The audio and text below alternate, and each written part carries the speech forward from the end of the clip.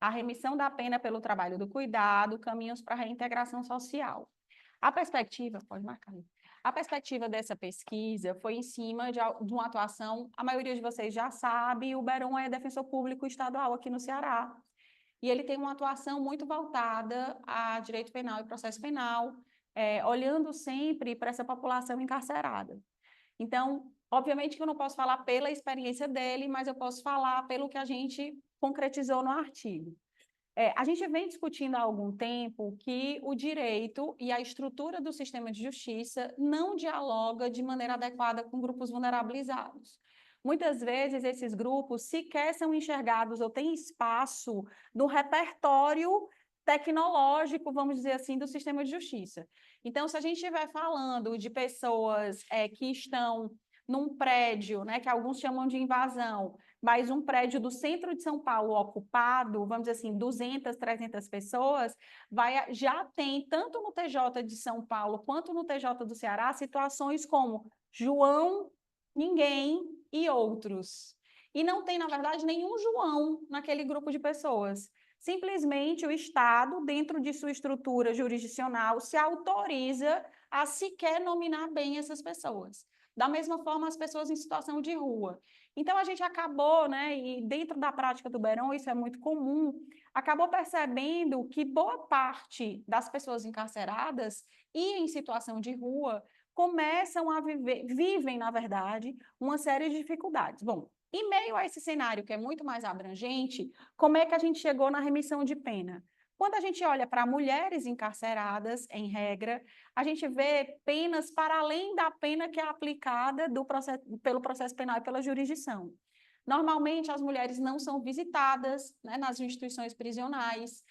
Quando elas são casadas, têm noivos, namorados, essas pessoas não fazem as visitas e, inclusive, muitas vezes rompem essas relações. Muitas vezes essas mulheres são rechaçadas pela própria família, então se elas têm uma mãe, uma irmã, uma madrinha, muitas vezes essas mulheres também ou não as visitam, ou é uma espécie de nova pena, ou não podem fazer esse movimento porque acabam assumindo o papel de cuidado que aquela mulher encarcerada tinha. Então, as avós, as tias-avós, elas fazem esse papel de cuidadora de quando a mulher está encarcerada. Isso dialoga com outra situação extremamente difícil que o Brasil vive, que é ter milhões de crianças sem pai. Quem já conversou comigo, né, meu aluno, sabe disso, né? Então, o Brasil é um país que passa ano, muda século, e esses milhões de crianças, essas milhões de crianças continuam sem pai, em que pese todas as iniciativas de CNJ, etc., para diminuir o número de crianças que não têm o nome do pai sequer na certidão de nascimento. Bom, e aí, o que é que a gente percebeu, né? Que quando boa parte das mulheres que são encarceradas, quando elas saem do processo de encarceramento, elas têm, como qualquer outra pessoa, homens e mulheres, dificuldade de uma reinserção. E, às vezes, essa reinserção, a dificuldade é do preconceito, é da falta de capacitação, é pelo interregno que se passou fora do mercado de trabalho, e também é porque essas mulheres precisam reassumir funções, né? O trabalho de cuidado. Então, por isso que o trabalho se remete a isso, né? Então, quando várias mulheres assumem trabalhos de cuidado nessa saída da pena, elas não têm esse trabalho contabilizado para remissão.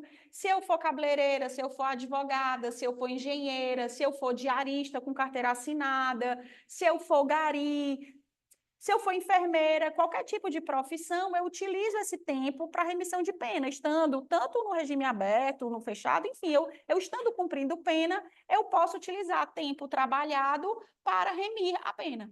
Quando esse trabalho é o trabalho de cuidado, não, né? Ele não é considerado.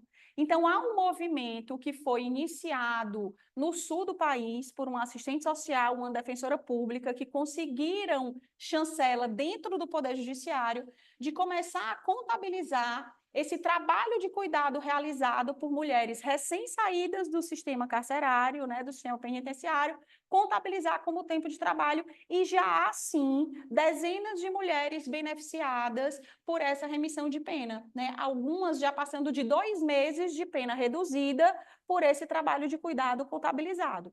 É claro que é um desafio para o Estado, é uma nova realidade, porque como contabilizar isso, né? É tornozeleira eletrônica, a pessoa pode não estar em casa, vai ter que ter visita de assistente social, vai ter que ter visita de quem? A questão é, desafios existem para a implementação dos direitos. Agora, especialmente para grupos vulnerabilizados, a gente não pode mais aceitar que a justificativa seja é difícil de implementar. Eu não tenho instrumentos, porque os instrumentos são criados, a tecnologia ela pode nos ajudar a isso, e a gente precisa sim começar a olhar para esses grupos que, em regra, não ocupam os espaços onde se toma decisões, onde se altera leis, onde se define para onde o dinheiro vai, né? E por isso a gente fala que estão historicamente alijados dos espaços de poder e de decisão, certo? Então, de maneira breve, acho que eu cumpri mais ou menos o tempo. Eu cumpri mais ou menos o tempo, é isso, né? Então, eu e o Beron, a gente vem discutindo sobre esse tema há algum tempo, e a gente queria trazer aqui para debate, para saber se vocês ouviram falar sobre isso, vocês, enfim, no primeiro bloco a gente volta. Vai proceder em relação a... Posso reforçar, Denise? Está me ouvindo? Consegue me ouvir bem? Pronto, é só para reforçar justamente a questão de que a dificuldade de fiscalização não pode impedir o usufruto desse direito, e que isso faz parte dos direitos fundamentais da mulher, nessas suas características básicas de saúde, de modo de vida, e o que é importantíssimo para que a gente possa, de fato, implementar esse direito e reconhecer esse trabalho que, embora tenha muito valor, não é quantificado, né? Não é valorizado dentro da sociedade.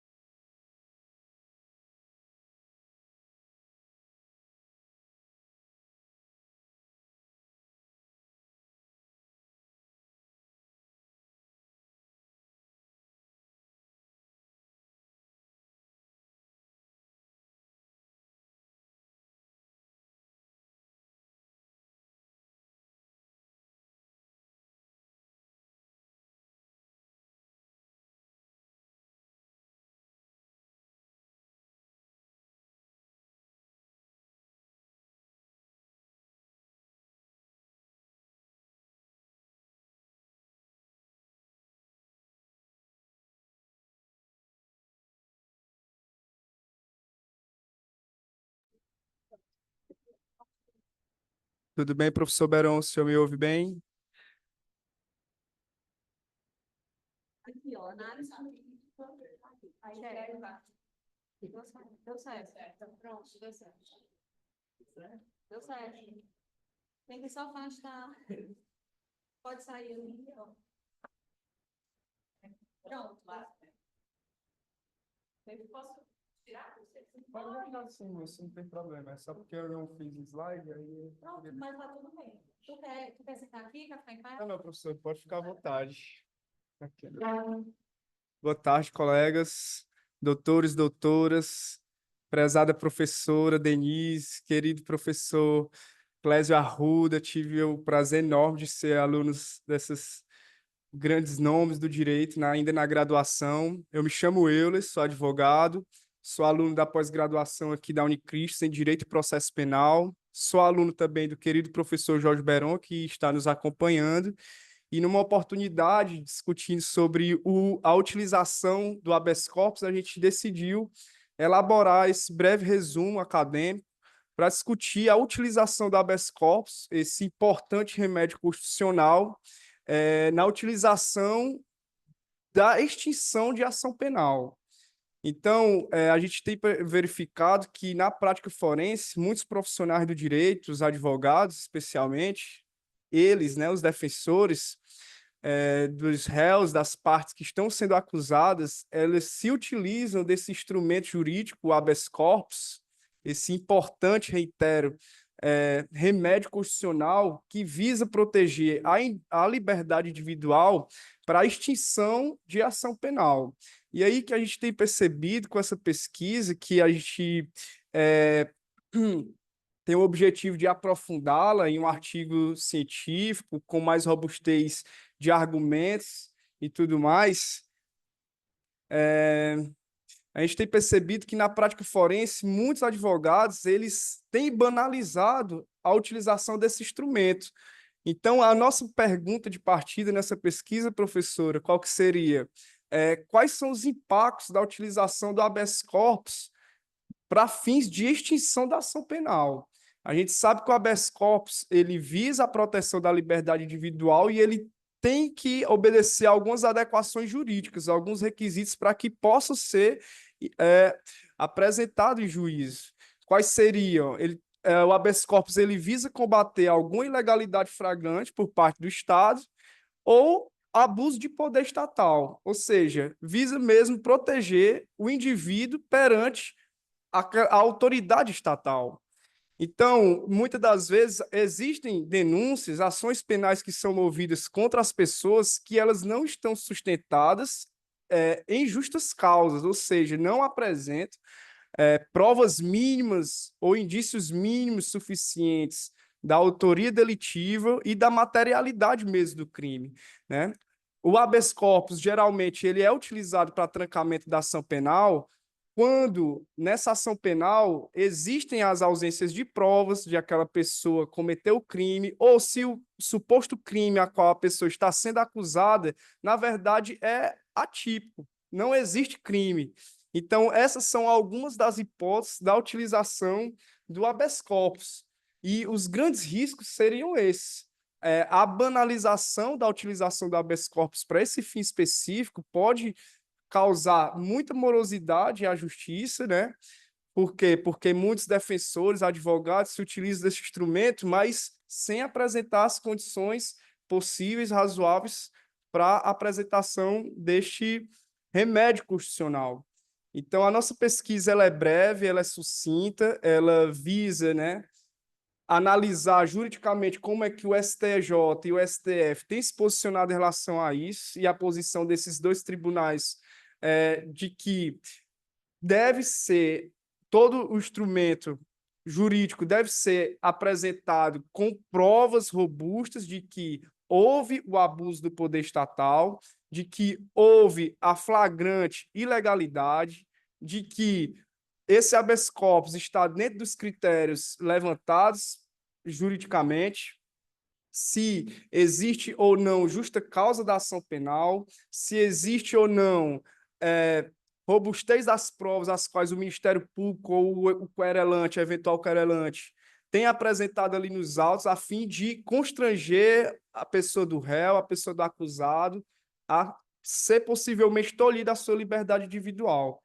Então, é uma pesquisa ainda muito breve, a gente, no curso de pós-graduação, onde ele é o nosso professor, o professor Jorge Beron, a gente pretende aprofundar a pesquisa e dar seguimento a esse assunto. Bom? Obrigado, professora. Obrigada, Francisco. Bom, Parabéns, Euler. eu não sei por que essa câmera está apontada. A gente vai mudando. Gente, o Guilherme chegou. Guilherme, não. Então, vamos para o próximo. Yandara. A Yandara Maria de Lima também apresenta com o professor Beron.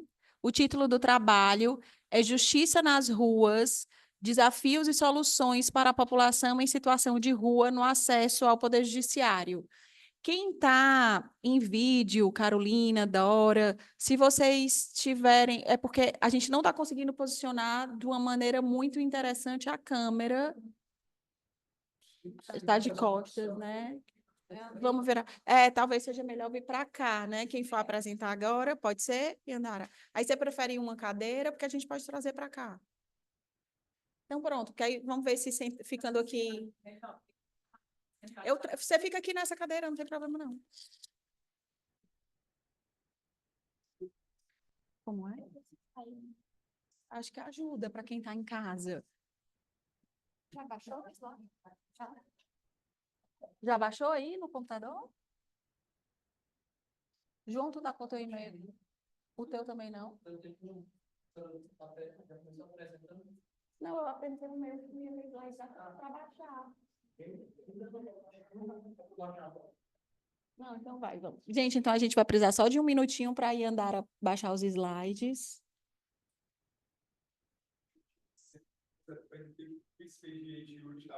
Tá ótimo. Tá, foi um prazer. Tchau, tchau. Tchau, boa tarde. Com certeza.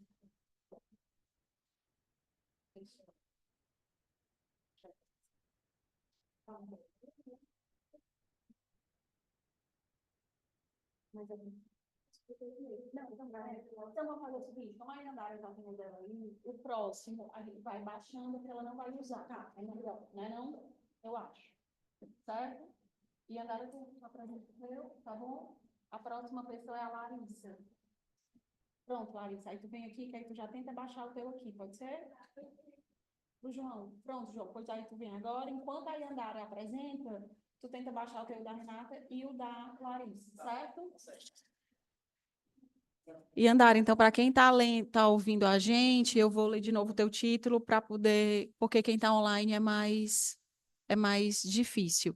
Então, a Yandara Maria de Lima Sena vai apresentar junto com o professor Berão Rocha o tema Justiça nas Ruas, Desafios e Soluções para a População em Situação de Rua no Acesso ao Poder Judiciário.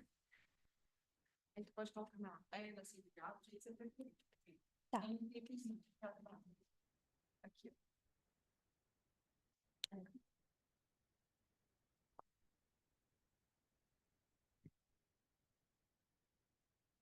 Obrigada. Pode começar. Boa tarde, meu nome é Yandara, eu sou aluna do sexto semestre da Unicristos. E antes de começar, eu queria primeiro falar porque eu escolhi esse tema. Quando eu vi o tema do painel, eu comecei a pensar, qual grupo vulnerável eu posso escolher? Porque a gente tem os analfabetos, tem as pessoas com deficiência auditiva, porque querendo ou não, aqui no Brasil, a gente não tem a gente não dá a devida importância para as libras, quanto a gente deveria dar, mas quando eu estava andando na rua, eu vi uma família. E aí eu comecei a pensar, eu vou falar sobre eles, tipo, sobre as pessoas em situação de rua. Porque, querendo ou não, eu acho que é quase impossível não ter um dia sequer que a gente não esteja aqui andando na rua para ir para o trabalho, para ir para a faculdade, para ir para casa, e a gente não veja uma família na rua, às vezes com criança, pedindo, às vezes, comida ou pedindo algum trabalho. E eu achei que seria um tema muito bom para debater. O objetivo dessa pesquisa foi encontrar. Perdão, gente, eu me desconcentrei. O objetivo dessa pesquisa foi realmente debater sobre as barreiras enfrentadas por essas pessoas no acesso ao judiciário e também encontrar soluções para essas barreiras. Eu coloquei aqui uma estatística que eu vi, que aqui no Brasil mais de 236 mil pessoas encontram-se em situação de rua, o que também é um número semelhante à pequena cidade daqui do Brasil. E apesar de ser um número muito grande, essas pessoas não estão tendo o acesso que deveriam ter ao Poder Judiciário. E na nossa Constituição, no artigo 5, inciso 35, que é aquele que fala sobre o acesso à justiça, que a lei não excluirá do Poder Judiciário lesão ou ameaça de direito, é muito explícito que todo mundo tem direito à justiça, só que apesar de estar na Constituição, muitas pessoas não estão conseguindo garantir esse direito. Eu fiz uma pesquisa tanto com entrevista com profissional de direito, e eu também olhei pesquisas acadêmicas para fazer esse trabalho. Aí, de acordo com a minha pesquisa, as principais barreiras são a falta de documentação pessoal, porque, querendo ou não, para a gente abrir ali um processo, a gente precisa ter a documentação. Infelizmente, as pessoas que estão em situação de rua, no geral, não possuem essas documentações, apesar de que já tem... inclusive, a Defensoria faz isso, está fazendo isso de dar ali um documento para a pessoa. Preconceito e discriminação, porque, poxa, às vezes eu quero muito ir para a justiça, mas eu tenho um medo, tipo, de chegar ali no profissional de direito e às vezes ele me julgar, tipo, porque eu sou uma pessoa em situação de rua. a falta de informação sobre seus direitos e os recursos disponíveis, que infelizmente muitos deles não sabem os seus direitos e às vezes também não sabem que tem a defensoria que está ali para prestar auxílio a eles. E as barreiras físicas, porque por mais que já tenham a implementação das unidades móveis da defensoria pela cidade, ainda querendo ou não, não é às vezes o suficiente para, tipo, arcar com a quantidade de pessoas que estão precisando. E quando eu fiz uma pesquisa com um profissional de direito, essa pessoa também tocou muito na parte da formalidade excessiva do direito. Porque, às vezes, uma pessoa em situação de rua, que já tem toda a questão do preconceito, já tem, às vezes, até uma baixa escolaridade ali, chega dentro de uma defensoria ou, às vezes, até de um escritório, o advogado começa a falar termos em latim na petição, ou, às vezes, uma formalidade muito excessiva que, tipo, não faz sentido para aquela pessoa. E uma coisa que deveria ser benéfica acaba prejudicando mais ainda a ela. E os resultados que eu encontrei.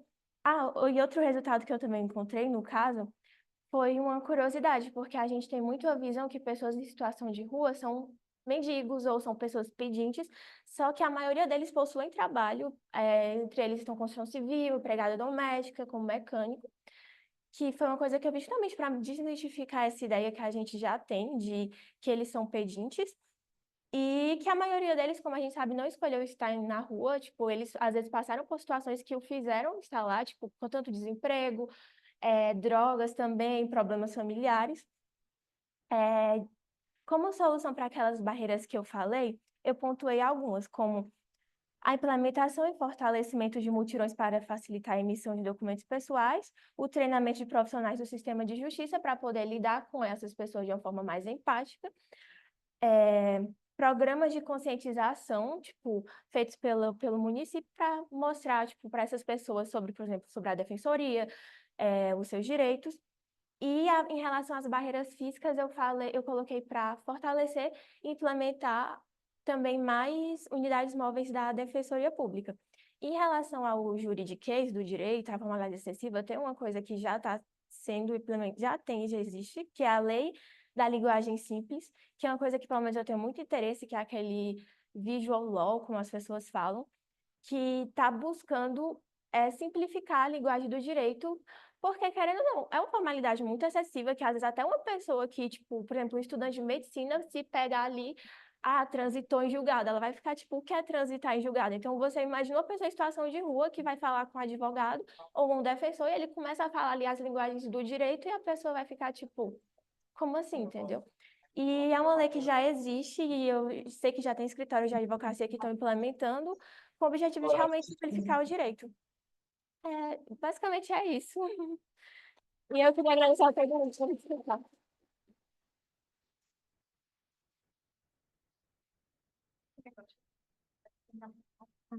Muito obrigada, viu? Obrigada, Yandara, professor Beron. Eu acho que a gente pode ir para o quarto, já que o Euler saiu, e a gente apresenta 4 e depois abre para discussão, né? Então, o próximo. Excelente, parabéns. Parabéns aí para a Yandara, né? Apresentação maravilhosa. Eu vou complementar só a informação, que a maioria deles, muitas dessas pessoas têm empregos, e alguns deles têm empregos formais, carteira assinada, tudo. Então, existe uma pesquisa da população de rua em São Paulo que mostra que um percentual, naquela pesquisa, eu acho que 2008, se não me engano, um percentual até alto, de 5 a 8% com empregos formais. Obrigada, professor Beron. E aí, a próxima pessoa, se o Guilherme não tiver chegado, é a Larissa de Oliveira Lavô, com o Beron. Deu certo baixar, Larissa? Deu? Joia. E aí, o título do trabalho é Direito Penal e Inteligência Artificial, protegendo o futuro em um mundo digitalizado. Então, depois que a Larissa terminar de apresentar, pessoal, a gente vai fazer um espaço de debate dos 4 primeiros trabalhos, para que a gente não perca, né, o que foi debatido e a gente possa trazer inferências e fazer reflexões, e aí depois volta para o último bloco, tá bom? Então, já está. A gente vai compartilhar os slides da Larissa para quem está assistindo pelo Zoom, e ela já vai começando aqui a fala dela. Certo. Deixa eu ver como é que coloca isso aqui. Pode até apertar assim a blusa que ele pega. É aqui.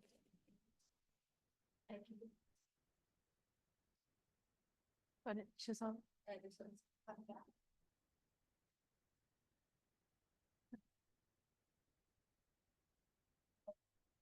Pera lá. Não? Tá.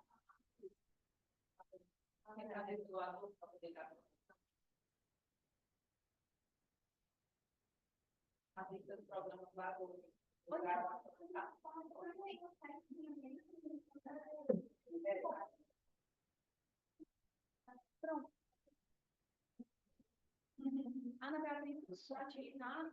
Tá certo. Pronto. Pode começar. Tá, boa tarde, gente. Meu nome é Larissa de Oliveira Lavô. Eu estou no 4º semestre de graduação em Direito e o meu professor orientador foi o professor Jorge Berão. E hoje eu vim falar sobre a relação de direito penal e inteligência artificial, protegendo o futuro em um mundo digitalizado. Bem, para começar, a pesquisa em questão ela busca entender a relação mais aprofundada entre direito penal e inteligência artificial, visto que esse é um tema que está se popularizando muito rápido, né, devido à exacerbada ascensão da tecnologia. E esse debate é importante, sobretudo, para a gente entender quais são as possíveis consequências dessa relação, né, do desenvolvimento da tecnologia na nossa sociedade, especialmente os impactos que ela pode causar para os grupos mais vulnerabilizados. E assim, a gente procurar algumas medidas que consigam garantir uma segurança efetiva e uma privacidade respeitada. Esse trabalho tem como finalidade principal debater acerca de boa parte das consequências negativas do desenvolvimento da tecnologia. E assim entender até onde vai a tecnologia auxiliando as atividades humanas e onde começa o abuso do uso tecnológico, em face da invasão de privacidade, e como o direito penal pode atuar nesse âmbito que atualmente é tão carente de regulamentação e fiscalização, o que abre uma margem muito grande para abusos e cometimento de vários atos errados. Ademais, eu quero identificar aqui algumas possíveis consequências negativas, e eu vou citar algumas e explicar elas. Uma delas pode ser a invasão a softwares governamentais, invasão, ataques cibernéticos a contas bancárias de indivíduos, exposição de fotos pessoais, de conversas privadas via digitais, uso inadequado de imagem. Inclusive, eu não sei se vocês viram, em TikTok ficou muito famoso, pegar foto de crianças, de mulheres, e por simulação da inteligência artificial, colocar esses rostos em corpos nus. Isso faz uma apologia muito grande para a exploração sexual, abuso infantil e a objetificação do corpo feminino, certo? E, além disso, eu quero abordar também os desafios legais e regulamentatórios, né, que se pode ter no âmbito tecnológico, analisar a corrida armamentista, porque com certeza a inteligência artificial vai levar as guerras a um outro patamar e provavelmente muito mais perigoso, e também falar sobre a proliferação de notícias falsas, porque a inteligência artificial ela pode espalhar pelo mundo todo, em uma quantidade muito pequena de tempo, uma grande quantidade de informações falsas. E é nesse tocante que eu quero falar sobre a dificuldade de minimizar ou tentar reverter esses danos causados, né? Porque o mundo hoje em dia está muito globalizado, o que você sabe aqui, no dia seguinte, todo mundo já vai estar sabendo, e tudo isso em questão de segundos. E destacar também como os perigos do desenvolvimento e uso inadequado das inteligências artificiais afetam de maneira mais intensa a humanidade e aqueles grupos já vulnerabilizados, seja por discriminação algorítmica de raça ou gênero, seja por já vulnerabilidade tecnológica, né? Pessoas que já não têm tanto acesso, podem sofrer impactos com isso. A metodologia aplicada no meu projeto foi a explicativa, porque ela visa realmente descrever essa relação de direito penal com inteligência artificial e no âmbito tecnológico, e a abordagem desse tema foi qualitativa devido ao caráter subjetivo da escrita. Por fim, a coleta de dados foi por meio de estudo sobre o tema, leitura de matérias e exploração de dados. E uma última coisa que eu queria frisar: o direito penal, ele é a última ratio, então ele atua de forma subsidiária em relação às outras áreas jurídicas. ou então protegendo bens jurídicos mais relevantes de uma maneira mais intensa. Sendo assim, o direito penal ele pode atuar no âmbito tecnológico se essa utilização da tecnologia não for de uma forma com limites éticos, com devido respeito à diversidade, enfim, a tudo. E sem preocupações com algoritmos que permitam a discriminação, né? E em análises antecipatórias das consequências de sua má utilização, ou seja, antes de toda a utilização da inteligência artificial, tem que ter estudos que analisem e vejam se é realmente seguro para não prejudicar ninguém. E a conclusão da minha pesquisa é que tem sim que fazer algumas regulamentações, o direito penal tem que estar aqui para regulamentar toda a utilização da tecnologia para não ofender ninguém e respeitar a diversidade e a dignidade da pessoa humana. É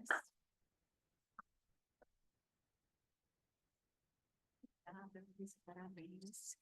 Bom, então a palavra agora está facultada, professora Lívia, professor Clésio e aos demais, para a gente fazer aqui a primeira rodada de debates. Depois desse primeiro bloco de trabalhos apresentados, eu queria ratificar meus parabéns, obviamente, a todos e a todas, especialmente as meninas que ainda estão na graduação, né? Tanto a Larissa quanto a Yandara, num evento que no primeiro momento é mais focado para quem já está na pós-graduação, então é muito bom ver essa trilha, né, da pesquisa sendo construída de fato desde a graduação. Esse é o caminho mais seguro e que a gente gosta realmente de ver. Então, parabéns, que vocês continuem.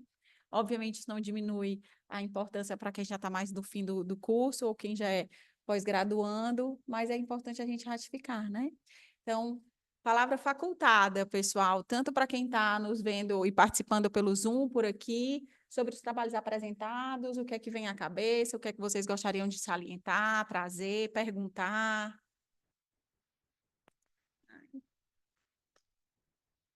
É melhor por trás, tem razão.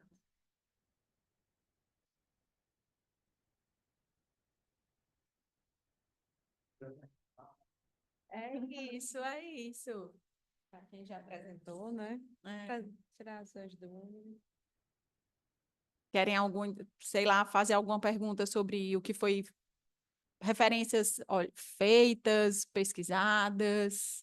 Porque eu acho que é importante a gente perceber que a gente, como a gente está num grupo de acesso à justiça e grupos vulnerabilizados, a gente tem um ponto focal a partir do qual todas as discussões vão surgir, né? Então, a gente tem aqui, é preciso a gente ter certeza que temos um interesse em comum. Temos um tema em comum, temos afinidades teóricas claras, temos leituras com certeza feitas que dialogam uma com a outra.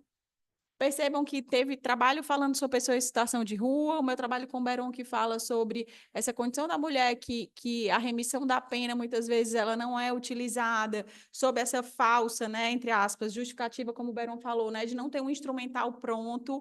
Isso também é muito utilizado, pessoal. Eu vou falar pelo Beron agora também. Ele... Não, acho que ele está em outra situação. Tem um caso dele que foi uma pessoa em situação de rua, então dialoga com o que a Yandara falou, né? Que ele discutiu em juízo que não fazia sentido ser deferida a tornozeleira eletrônica, porque onde essa pessoa ia carregar a tornozeleira eletrônica depois de 25, 30 dias, que é o tempo médio de duração da Beron, estou falando tua fala. Se tu quiser falar, me interrompe. E essa é uma discussão processual, mas é uma discussão que dialoga diretamente com inefetividade de direito e a jurisdição sendo completamente alheia à realidade. E se eu não estou enganada, o Beron não conseguiu reverter isso em primeira instância, foi determinado o uso de tornozeleira para uma pessoa em situação de rua, por óbvio a tornozeleira descarregou, por óbvio a pessoa não tinha onde recarregar, por óbvio não tinha endereço. Porque se a pessoa mora em situação de rua, ela vai dizer o quê? Esquina Marcos Macedo com Maria Tomásia? Gente, isso não existe. Mesmo o defensor público dizendo isso. Então, muitas vezes não é falta de uma atuação, por exemplo, do agente público responsável, que era o defensor público.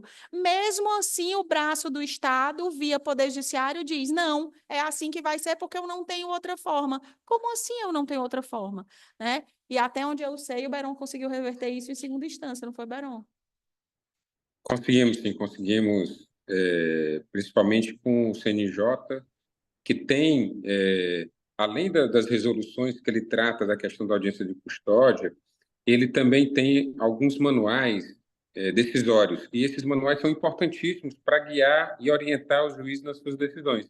Então, eu sugiro aos estudiosos do tema, ou quem queira se aprofundar sobre essa temática, acompanhar não só as resoluções do CNJ e as interpretações que são dadas pelos tribunais dessas resoluções, mas a própria interpretação que o CNJ dá através das suas cartilhas.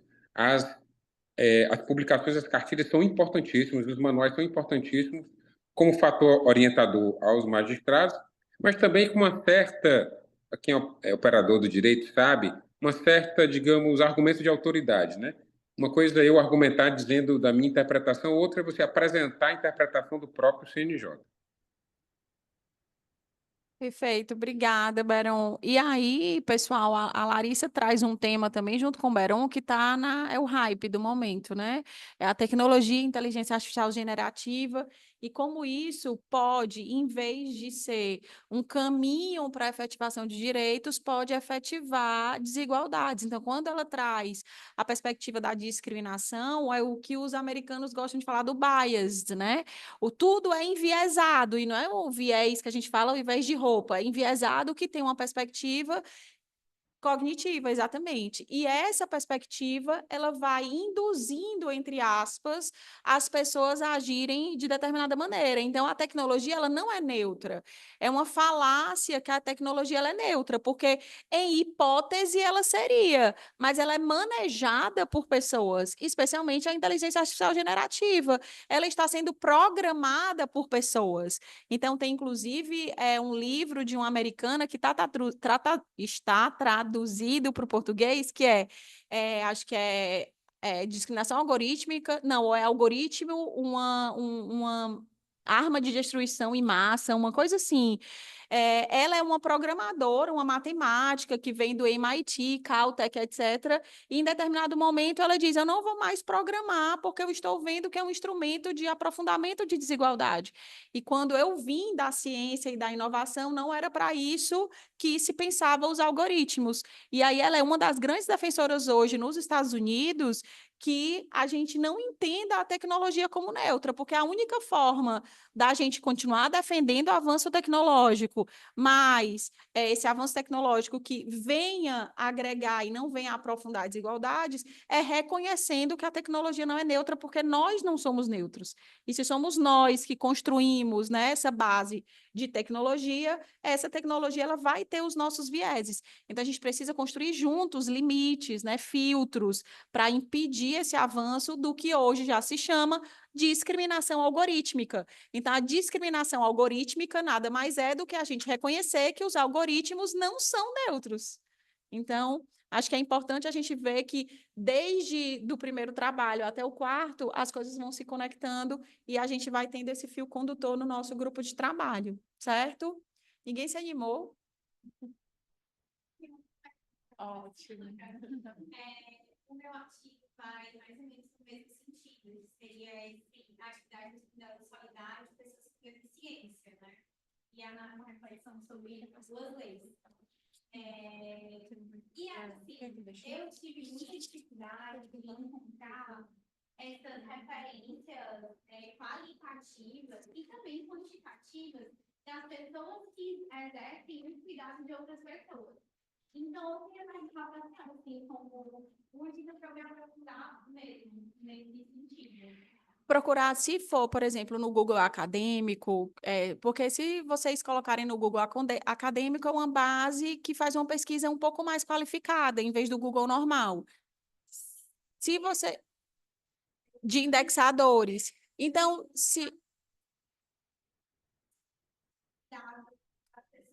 é porque o trabalho de cuidado,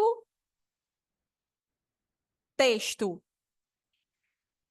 É isso que eu estava querendo dizer. Se vocês utilizarem essa expressão trabalho de cuidado ou trabalho reprodutivo, porque no Brasil, inclusive, uma socióloga, a professora Maria Rosa Lombardi, ela é da Fundação Carlos Chagas, ela acabou de se aposentou agora, junho, junho para julho. A professora Maria Rosa Lombardi foi quem cunhou o termo no Brasil, a bipolaridade do trabalho.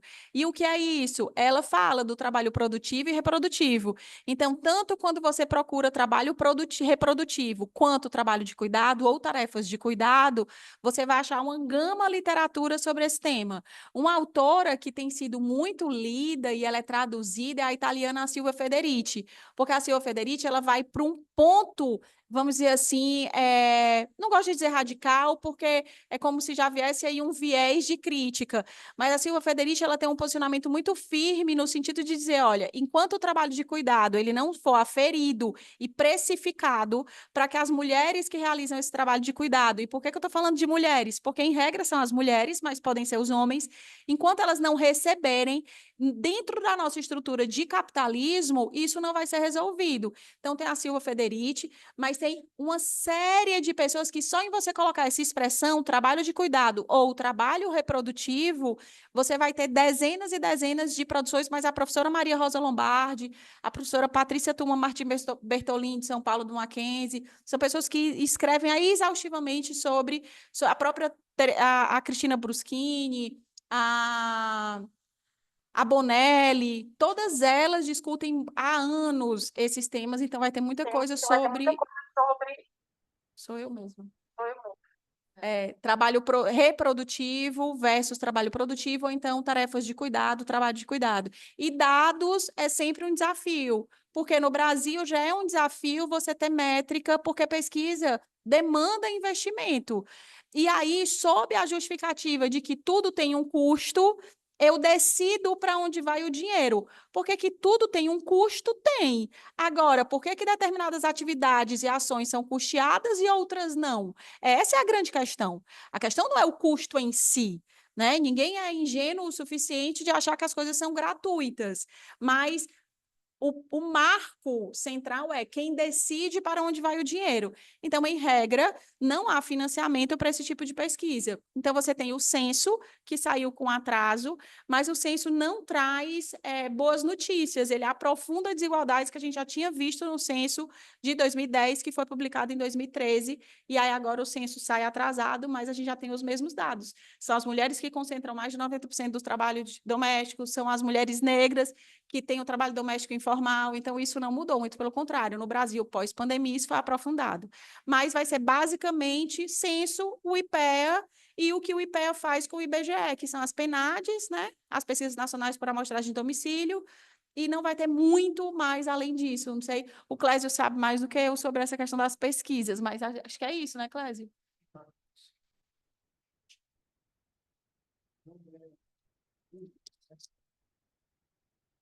Na verdade, não é um público que é preocupado com as pesquisas da PNAD histórica, né? Ele basicamente entra nos anos, aí já na virada dos anos 2000, né? É que a gente vai ter um dado um pouco mais preciso. O que aparecia só quantitativamente, né? Aí o CDC na PNAD aí já descendo mesmo por questão de sexo, idade, mesmo variáveis mais comuns, né? Eles são mais recentes, né? Então a gente não tem um histórico. E aí também não incentiva a pesquisa qualitativa, né? Também são mais raras, né? Mas é isso mesmo, é o desafio do pesquisador, né? E quando não tem um dado, se produz o dado, né? Acho que está faltando, né, mergulhar um pouco mais nesse tema, e aí com uma obra mesmo, né? De ir a campo e trazer o dado. Acho que é um desafio que está posto, né? Está colocado. Só para, né? Por exemplo, eu estava ouvindo aqui os debates, e aqui eu ainda estava parado no problema que me aflige, que eu estou trabalhando com pessoas com deficiência, né? E essas pessoas, quando estão em casa, o Berão deve conhecer o caso, é uma agonia, né? Então, um cadeirante em cárcere é um negócio complicadíssimo, né? Estou trabalhando esse semestre com a comunidade de surdos. Olha, a Mariana Lobo teve com a gente no encontro, né, apesar de toda a esforço da defensoria, mesmo assim, não é brincadeira, né? A limitação da defensoria acaba não atendendo a esse público, né? Então, como tem um espaço de estudo? Vocês falando e eu aqui pensando aqui, peraí, já tem esse corte aqui, mas esse outro, né? E é isso mesmo, gente, é esse desafio, né?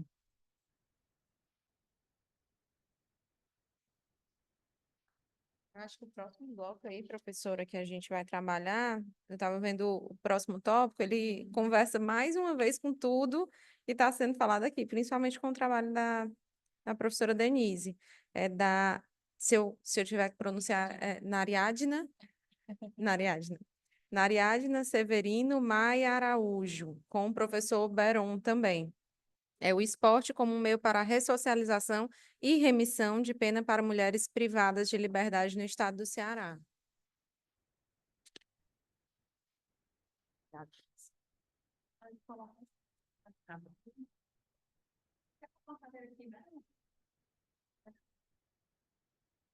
Tá.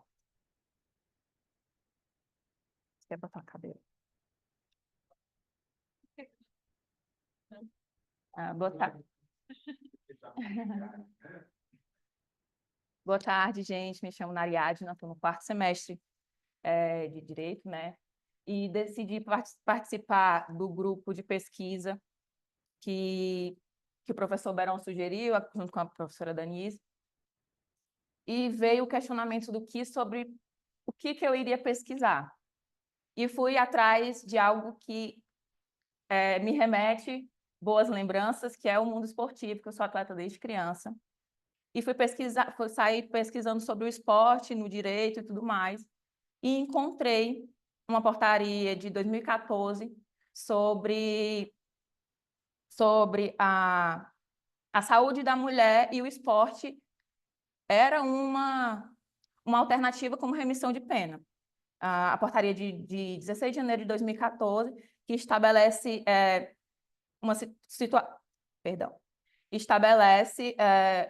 para as egressas do sistema prisional de forma nacional. E o Ceará, baseado nessa portaria, tem um plano estadual para as mulheres egressas e as mulheres que estão no sistema prisional. Durante a minha pesquisa, foi muito difícil encontrar dados, mas eu encontrei relatórios do RELIPEM, são o relatório de situação prisional, do ano de 2021 a 2023, que no Ceará, apesar do eixo ser aplicado, não existia nenhuma mulher por remissão através do esporte, sendo que tem todo um histórico de propício para a aplicação do eixo, né? Tem remissão pelo esporte masculino, mas não tem nenhuma feminina. O sistema tem vários eixos e o esporte está no eixo educacional, só que ficou esse questionamento: por que não há a eficiência, né? Não há eficácia desse eixo, dessa forma de remissão de pena para as mulheres, especificamente para as mulheres. E nos dados tanto estadual quanto nacional, o Ceará no ano de 2023, foi o segundo do Brasil com maior inscritos em atividades para remissão de pena, e entre eles todo o público masculino e não feminino, sendo que o Estado, no plano, apresenta dados que foram realocadas todas as mulheres para unidades específicas femininas. O Ceará tem a estrutura para aplicação para implementação do eixo, tanto para formar várias, como é que eu posso explicar? De aplicação mesmo, de atividades esportivas, de atividades educacionais, tem espaço. 90% das unidades têm espaço para construir novos módulos, e mesmo assim isso não é efetivo. Por que isso não é efetivo? O público as egressas têm idade compatível com a atividade física, que tanto pode trazer benefícios pessoais, como para a saúde, como a remissão da pena, que essa é a intenção do sistema prisional, é fazer com que aquela pessoa que está ali pague por algo, mas não de uma forma, e podendo ter uma forma mais eficaz, que eu acredito que o esporte, ele ressocializa, ele insere a pessoa na sociedade, independente se ela é egressa ou não, ele traz uma nova perspectiva de vida, traz saúde, traz novos olhares, né? E foi essa a motivação que me fez pesquisar sobre. É um resumo breve da minha pesquisa, eu pretendo aprofundar e realmente pesquisar, porque os dados que eu tenho é até 2023, é o que tem no sistema do SAP, né, que é o sistema de análise prisional, uma coisa assim, de dados prisionais. E por que que... E parou, não tem mais informações, o projeto, ou pelo menos o plano, era de 2020, 2021 a 2023, tem o amparo do Estado, do governo federal, devido à portaria. Vários estados brasileiros têm grande adesão e têm grande número de egressas e de mulheres em prisão com a remissão, e o Ceará, com todo esse amparato, não consegue ter, como é que eu posso dizer? Implementar, exatamente, né? E é basicamente isso. Pretendo aprofundar e fazer de forma... a minha pesquisa foi bibliográfica por conta de não ter nada. Foi muito difícil encontrar dados, porque, apesar de ter a política implementada, a política efetuada e a política aderida pelo Estado, pelos estados, não tem muitos dados, a gente fica muito limitado, né, sobre saber mais sobre. É isso, não tenho muito o que falar sobre, é isso.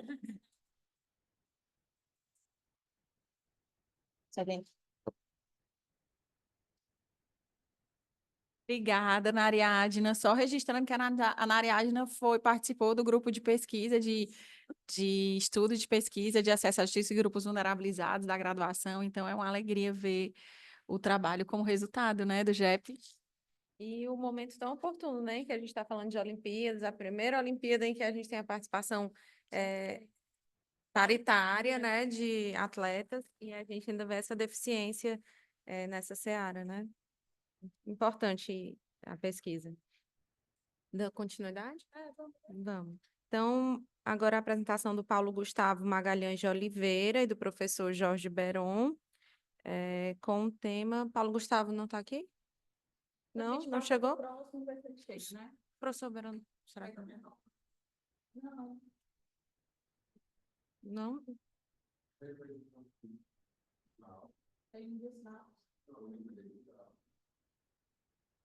E a gente deixa qualquer coisa para o professor apresentar? Então, o João Vitor e a Renata. Tá, 5 e 5, né? Então, Querem botar outra cadeira aqui? Depois quer continuar.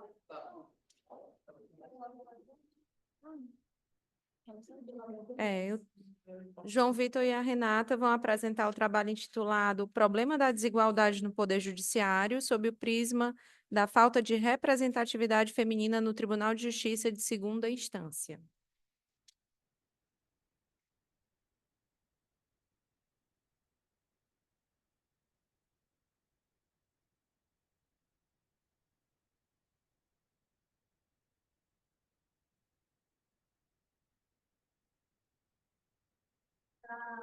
Sobre representatividade feminina no Tribunal de Justiça aqui do Estado do Ceará, especialmente na segunda instância.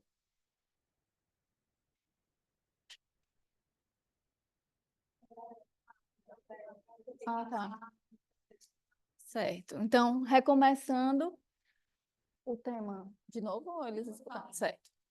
Então, surgiu a necessidade de pesquisar sobre esse tema diante da subrepresentatividade feminina aqui no Tribunal de Justiça do Ceará, especialmente na segunda instância. Então, diante desse quadro, tem-se que é imprescindível a implementação de políticas públicas para que essa paridade ela seja uma realidade aqui, não só no nosso estado, mas a nível do nosso país, porque o trabalho ele foca a segunda instância no Tribunal de Justiça, mas também podem ocorrer em outros órgãos essa desigualdade, tanto Ministério Público, Defensoria, ou seja, é um tema que ela abre novos olhares também para os outros órgãos. Então, é importante, digamos assim, conquista para que essa paridade realmente seja concretizada, foi a resolução número 255 do CNJ, que instituiu a Política Nacional de Incentivo à Participação Feminina. E dessa resolução surgiram outras resoluções e ações também nessa tentativa de deixar, de igualar esse número de mulheres e homens no Poder Judiciário, para que essa realidade ela seja diferente da que encontramos hoje. Para ter uma noção, o percentual de desembargadoras aqui no estado do Ceará, ele ocupa 39,62%. É um número razoável. Razoável por quê? Porque olhando para outros estados, como Rio Grande do Sul, Mato Grosso do Sul, Acre, o percentual de mulheres que ocupam o segundo grau, a segunda instância, está abaixo de 16%. Então, ainda há muito a conquistar. Então, a concretização dessas políticas públicas é imprescindível para que haja essa paridade.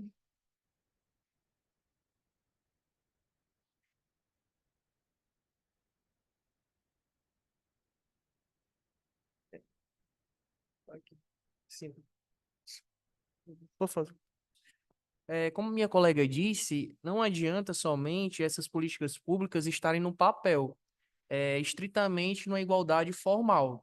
Elas precisam, né, passar por uma concretização e o poder público levar elas a sério. E o problema dessa falta de representatividade não somente assola a esfera jurídica. A mulher, nas suas diversas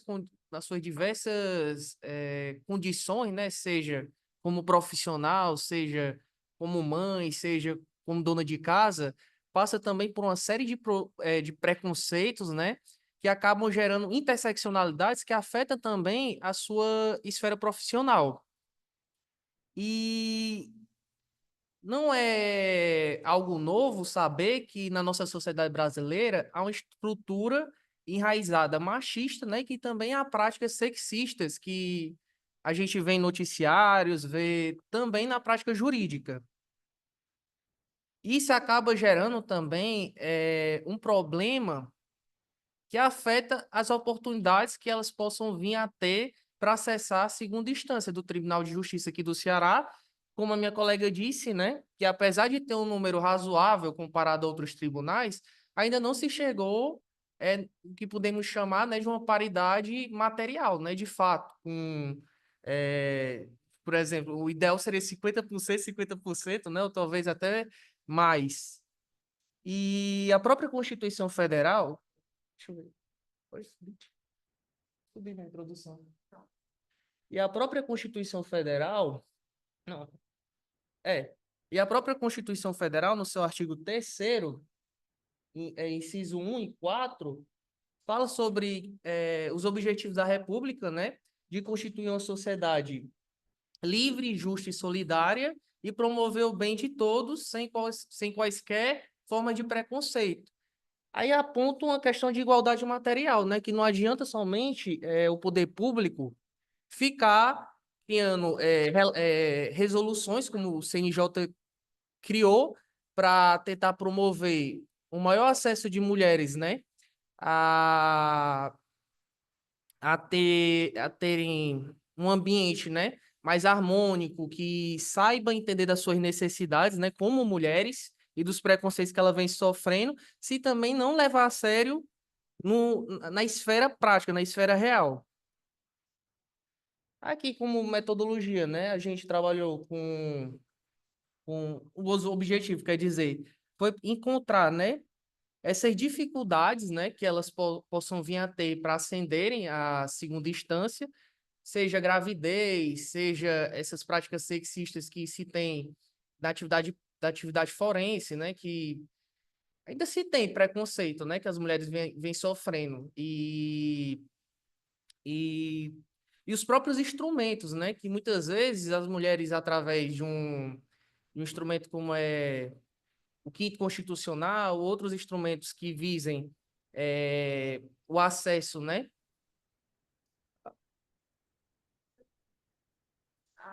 lei que incentive o acesso a essas mulheres. E estudar alternativas para mitigar os efeitos de instrumentos que já existem no nosso ordenamento jurídico e implementar novas que visem mitigar, né, essa falta de essa subrepresentatividade e esse preconceito. Pode ser. Aí a metodologia, né, trata-se de uma pesquisa de método dedutivo com levantamento bibliográfico sobre o tema e a análise qualitativa de dados secundários do Conselho Nacional de Justiça, como é as resoluções que a minha colega Renata falou. E a conclusão que a gente chegamos, né, que precisa, né, realmente ter essa equidade. Até porque, quando a gente fala do cargo de desembargador, a gente não só fala de uma função jurisdicional que ele exerce, mas também uma função administrativa, dele ter essa perspectiva de poder mudar o próprio tribunal e tornar um ambiente mais favorável para as mulheres. E uma mulher exercer um cargo de desembargadora, por meio da sua cosmovisão, pode trazer outras perspectivas que talvez um homem não viesse a ter, né? E garantir, de fato, essa igualdade material que se tem na Constituição, que não somente essa igualdade formal, né, mas também igualdade material, que concretize no cenário prático. Aí pode ser. A gente encerra com essa frase da Simone de Beauvoir, né, que ela diz que é pelo trabalho que a mulher vem diminuindo a distância que a separava do homem, e somente o trabalho poderá garantir uma independência, que se liga com aquilo que é discutido, né, no nosso resumo. E a gente também pretende, né, desenvolver melhor o resumo para conseguir mais dados, né, que possam solidificar mais essa problemática. Entendeu? Tá bom. Obrigado.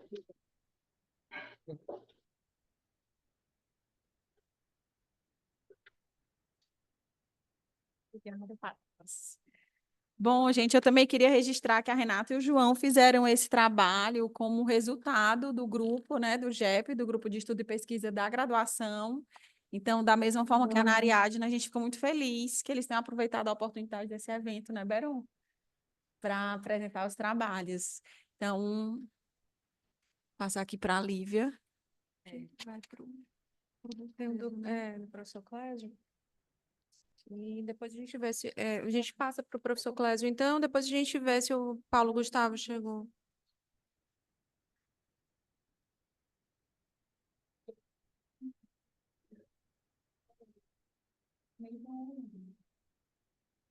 Pode passar, então, o trabalho do professor Clésio Maia Arruda e a Virna Piancó Paz. Trabalho intitulado A Atividade do Cuidador Solidário de Pessoas com Deficiência, uma reflexão sobre o programa Cuidar de Quem Cuida e o projeto de lei número 461 de 2024. Ela vai apresentar e eu vou sair na foto com ela. Ai, calma. Não, eu prefiro ficar ali, mas eu prefiro ficar em pé porque eu quero dar uma... Então, pronto. Quero pescar.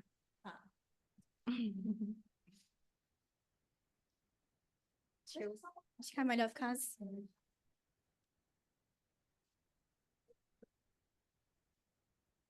Nacional. Mais pra cá? Mas não fica na minha cara, não? Porque eu fiquei com medo de não enxergar.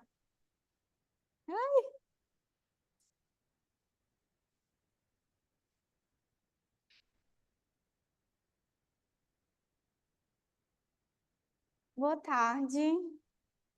Eu sou a Virna Piancó, fui orientada pelo professor Clésio Arruda, né? Esse trabalho também é fruto de um grupo de estudo e pesquisa, né? Sou da graduação da Unicristos. O tema do nosso grupo de pesquisa era políticas públicas e desenvolvimento socioeconômico. E o nosso artigo foi intitulado, né, A Atividade do Cuidador Solidário de Pessoas com Deficiência, uma reflexão sobre o programa Cuidar de Quem Cuida, que a gente vai ver que fica no âmbito do Mato Grosso do Sul, e o projeto de lei número 461 de 2024, Auxílio Cuidar Mais, de âmbito nacional, que está tramitando no Congresso Nacional. Deixa eu passar. O artigo foi dividido, além da introdução e da conclusão, em 3 partes. Em primeiro momento, a gente observa os dispositivos de proteção da pessoa com deficiência e aspectos socioeconômicos. A gente analisa quem é o papel social do cuidador e da cuidadora. E, por fim, uma breve reflexão sobre o programa Cuidar de Quem Cuida e o projeto de lei. Os dispositivos de proteção da pessoa com deficiência e um histórico das nossas constituições aparece na Constituição Imperial de 1824 como uma forma negativa, porque vai trazer a suspensão dos direitos políticos daqueles que eram considerados incapazes fisicamente ou mentalmente. Na Constituição de 1934, porque na anterior não tem previsão, vem uma obrigatoriedade do Estado de amparar os desvalidos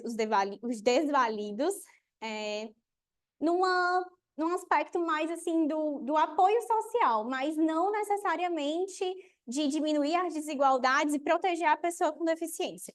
Já na Constituição de 1967, o dever do poder público vê que desenvolvendo ações, né, visando a melhoria das condições econômicas e sociais. Aqui, ele traz pela primeira vez o termo deficiente. Atualmente é um termo em desuso, porque reduz a pessoa com deficiência a essa característica dela. Depois nós viemos, né, para a Constituição de 1988, em que é utilizado o termo portador de deficiência, que também é errôneo, porque define a pessoa com deficiência, né, aquilo como se portasse, né, como se ela pudesse, em algum momento, deixar de ter aquela característica. Isso não é possível, né, na maioria dos casos, pelo menos. E apesar desse lapso com a nomenclatura, é a Constituição que mais traz a pessoa com deficiência, reservando vagas em concursos, com atendimento especializado no sistema educacional, acessibilidade aos bens e serviços coletivos, e principalmente com a Seguridade Social, o desenvolvimento do BPC, né, que é um auxílio de um salário mínimo a pessoas com deficiência, né? E o cuidado, ele é visto como obrigação do poder público, mas também do núcleo familiar a partir do princípio da solidariedade. Hoje em dia é adotado a definição do Estatuto da Pessoa com Deficiência, né? Então, nós nos referimos a esse grupo como pessoas com deficiência, e a gente vai ver que são pessoas com impedimentos de longo prazo, de natureza física, mental, intelectual ou sensorial, considerado ainda que em interação com uma ou mais barreiras pode ter obstaculizada a sua participação plena, efetiva na sociedade em igualdade de condições com as demais pessoas, né? Então, falta a inclusão dessas pessoas. Nos dados que a gente encontrou, a maioria são do IBGE, tem outros dados, e o IBGE ele vai considerar as pessoas com deficiência aqueles que afirmam ter muita dificuldade ou não conseguir de modo algum dominar essas atividades, né? Enxergar, ouvir, andar, controle dos membros, funções cognitivas, comunicação e autocuidado. Autocuidado seria tomar banho, comer sozinho, por aí vai. Os dados, né, do PNAD contínua, a gente viu que as pessoas com deficiência correspondem a um número de 18,6 milhões de pessoas no Brasil. É um número muito expressivo, né? No Nordeste, são 5,8 milhões de pessoas. A quantidade de pessoas com deficiência no Nordeste é maior do que a média nacional das outras regiões. Então, é muito expressivo, realmente, né? E esse número vai corresponder a 8,9% do total da população brasileira. O envelhecimento da população foi um dos temas muito recorrentes nas pesquisas, né, da produção do artigo, porque à medida que as pessoas vão envelhecendo, também vão surgindo essas deficiências, né? A dificuldade de andar, de enxergar, e isso vai demandando o cuidado, né? Que os seus familiares, principalmente, ou então o contrato, né, de um cuidador formal precisam ter com elas. Quando a gente chega na faixa etária igual ou superior a 50 anos, a deficiência, a quantidade de pessoas com deficiência ultrapassa a de pessoas sem deficiência. E aqui na segunda parte a gente tem o papel social do cuidador, né? A gente separou como existindo 2 tipos de cuidadores. O cuidador formal, que seria um profissional habilitado, pode ser remunerado, né? E que se submete à CLT, se for o caso. E o cuidador solidário seria um membro da família. Ou alguém que se sensibiliza, tem um vínculo com aquela pessoa e por isso auxilia nessa prestação de cuidado. Um dos problemas, né, que a gente encontra nesse trabalho solidário é ele não ser remunerado, haver a sobrecarga, a falta de conhecimento técnico e de reconhecimento pelo seu trabalho, a falta de apoio social e governamental e dificuldade de conciliar o cuidado com outras atividades, como a vida profissional, estudantil e pessoal. São formas de cuidado: monitorar ou fazer companhia, auxiliar nos cuidados pessoais, ler, jogar ou brincar, transportar ou acompanhar e auxiliar nas atividades educacionais, né? E os dados, eles não trazem informações qualitativas acerca do cuidado solidário. Então, a gente não tem muito aprofundadamente como esse trabalho exatamente é feito.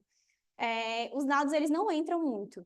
E principalmente, mas a gente sabe que principalmente cai sobre as mulheres, né, mulheres negras, e que deixam as suas vidas para exercer esse cuidado.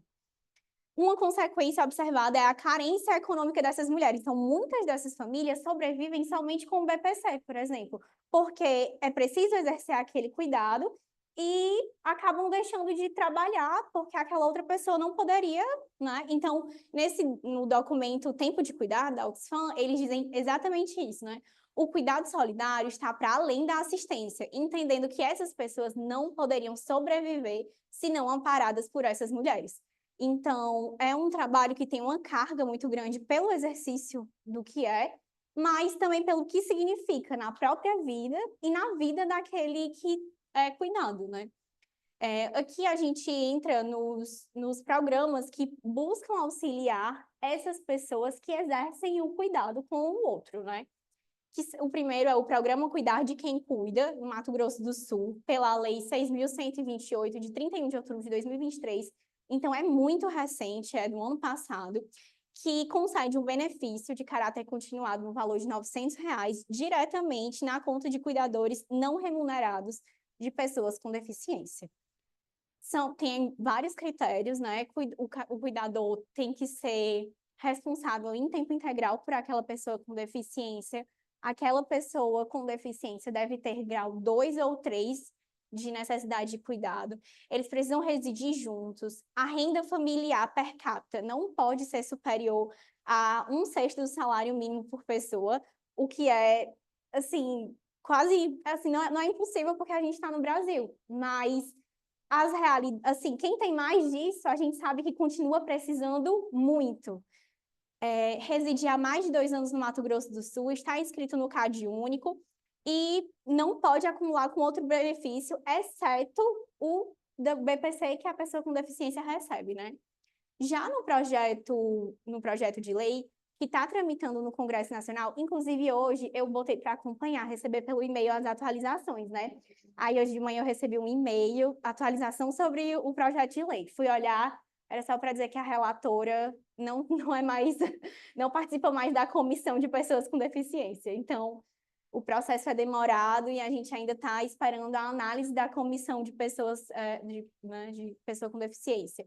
Mas ele projeta um auxílio mensal no valor de R$ 1.000 para o cuidador de pessoa com deficiência, a pessoa legalmente responsável diretamente ao cuidador, né?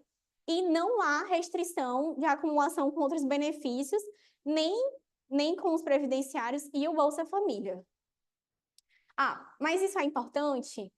Com certeza, porque o objetivo é reduzir as desigualdades, é essencial a gente começar a reconhecer esse cuidado, né, não remunerado, a melhoria da qualidade de vida da família, a aplicação das possibilidades de desenvolvimento e autonomia da pessoa com deficiência, avanço no cuidado com um grupo vulnerabilizado, estatisticamente relevante, porque a gente vê que os números são expressivos, e vai de encontro com os objetivos da ODS de não deixar nenhum grupo vulnerabilizado para trás, né?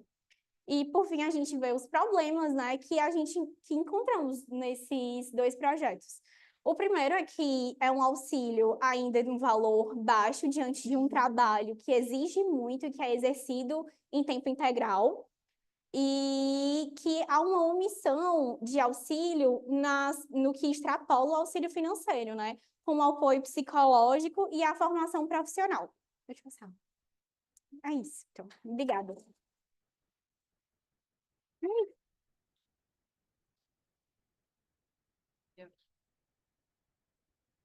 Ótimo, professor Clésio, quer complementar alguma coisa? É só bater palma, né?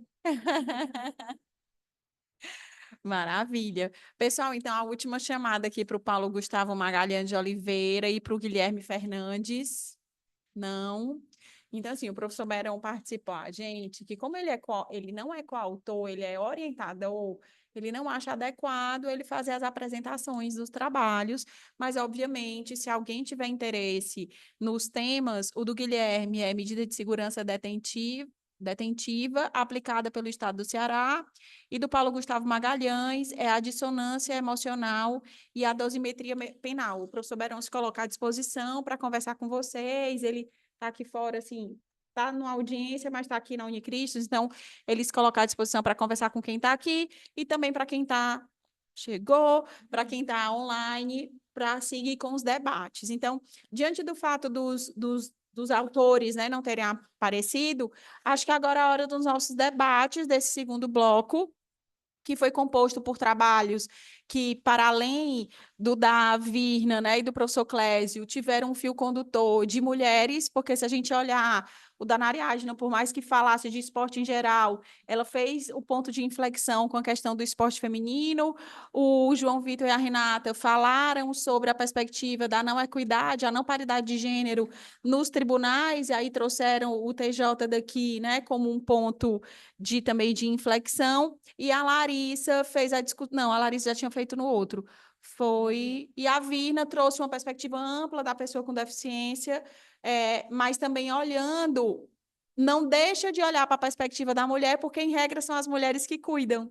Então, é sempre importante a gente fazer essa ressalva. É claro que o trabalho de cuidado e o trabalho reprodutivo não é um trabalho feminino no a priori, mas ele passa a ser, haja vista, no mundo, e especialmente no Brasil, serem trabalhos realizados quase que exclusivamente por mulheres, né? Os poucos dados que existem para confirmar isso. Então, a palavra, de novo, está facultada, pessoal. Vamos conversar, saber mais das pesquisas, fazermos perguntas. Não, professor, imagina. Professor Clésio, era aqui. Tá, tem suas vantagens, viu? Eu fiquei curioso com o teu trabalho, assim, porque às vezes a gente não dá interesse para determinados objetos, que isso é tão simples, né? Eu sempre me lembro de Piaget e brincadeira de criança, né? A partir de você ter um objeto de menino brincando e você produzir algo magnífico, né? No que a gente olha para o esporte, né? Ele nos coloca dentro de um conjunto de regras, né? Então, assim, pensar isso para quem está cumprindo pena é fabuloso, né? Você ter essa oportunidade de estar, né, exercitando parceria, né? Trocas, que é isso que se faz dentro dos jogos, né? Mesmo os individuais têm regras, né? Aí, assim, eu fiquei quais os estados que estão à frente disso? Qual é os empecilhos para a gente ter isso aqui no Ceará? Será que passou alguma coisa assim na tua pesquisa que tu percebeu?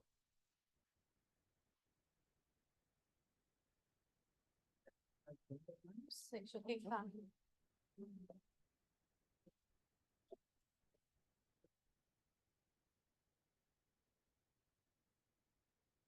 Boa tarde, novamente.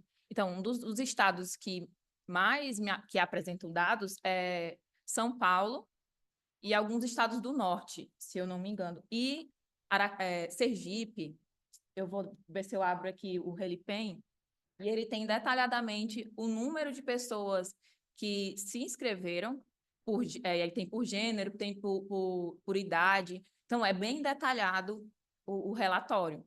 E aqui o relatório penal do Ceará também descreve de forma bem detalhada a idade, quem está ali, que tipo de pena, e no eixo do esporte, mesmo que esteja lá programado, está lá, não tem nenhum, sabe? Nenhuma mulher específico. E tem o público masculino. E quando eu falo assim, esporte, é atividade física e de modo geral, que poderia ser executada de forma com custo mínimo, né? Tipo, montando uma academia, como tem essas nas praças ao ar livre, que isso ia incentivar tanto futebol, qualquer tipo de atividade física, que traria benefício tanto físico quanto emocional, né, psicológico, que faz parte de um processo terapêutico também, né, e traria a remissão de pena.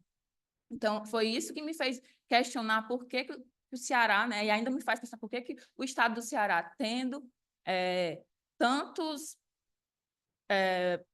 chances de ter essa atividade como remissão de pena, como ressocialização, não tem sucesso no eixo, né?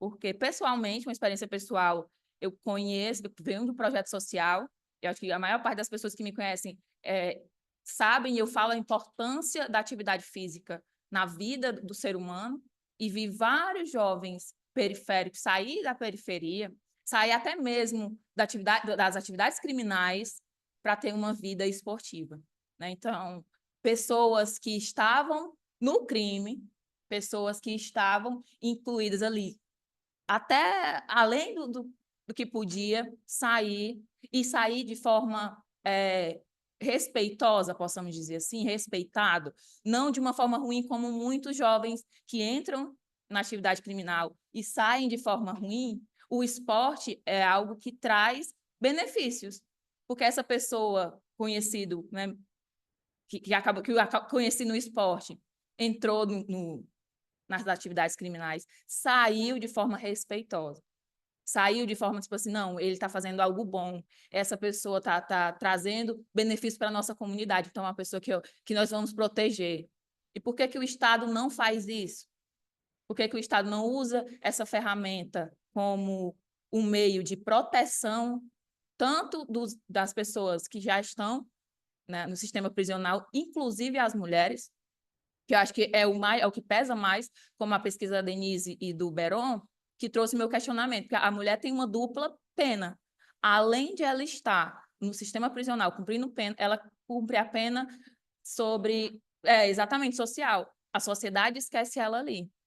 E assim, o autocuidado, onde está, né, qual a importância, parece mínimo para muitas pessoas que estão em liberdade. E até para as egressas, as pessoas as mulheres que acabaram de sair, elas não têm essa oportunidade. Então, se elas saem do sistema prisional com essa nova perspectiva, com a chance de estudar, de fazer uma graduação, porque o esporte traz isso, traz essa nova perspectiva de vida. Conheço várias pessoas que são profissionais da educação física por conta do esporte, que também saíram da periferia, como alguém falou sobre as Olimpíadas, né? Um momento que as mulheres que estão representando o Brasil, praticamente, tipo assim, maior parte das medalhas conquistadas pelo Brasil foi por mulheres negras, por mulheres periféricas, e isso é de grande importância. E eu acredito que a minha pesquisa, meio que indiretamente, porque eu comecei a pesquisar isso antes das Olimpíadas, né, traz também esse questionamento e essa vontade de saber quem são essas mulheres, por que não investimos mais nessas mulheres. A vitória da Bia, lá do judô, foi algo que mexeu muito comigo, da Rebeca Andrade, né? Então, tudo isso me fez questionar. Eu realmente não sei, eu pretendo pesquisar mais, lá na Secretaria de Ressocialização, fazer essa pesquisa de forma mais aprofundada, né? Não que eu almejo, na verdade, desenvolver algum projeto, alguma coisa assim, porque é algo que me fez despertar para o esporte, me fez despertar para o direito, que são as políticas sociais, é algo que me interessa bastante. E é isso, eu espero ter respondido a sua pergunta. E eu quero, eu pretendo, e essa é a minha maior intenção, assim, é ajudar tanto quanto eu fui ajudada um dia, sabe? E mostrar para as pessoas a importância da atividade física de modo geral, né? E é isso.